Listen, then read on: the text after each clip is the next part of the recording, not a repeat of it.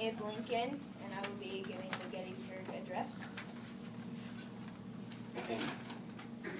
407 years ago, our fathers brought forth on this continent a new nation, conceived in liberty and dedicated to the proposition that all men are created equal.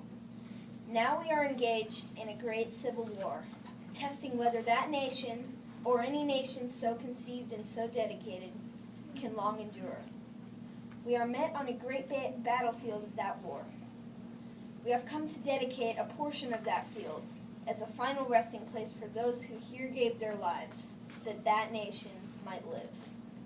It is altogether fitting and proper that we should do this. But, in a larger sense, we cannot dedicate, we cannot consecrate, we cannot hollow this ground.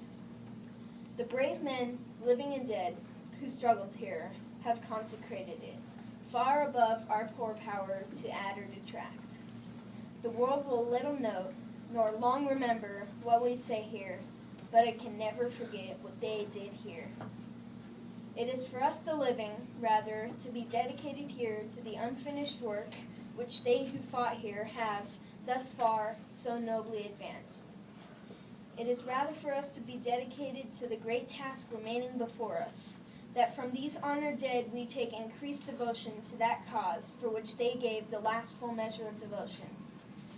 That we here highly resolve that these dead shall not have died in vain, and that this nation, under God, shall have a new birth of freedom, and that the government of the people, by the people, for the people, shall not perish from the earth.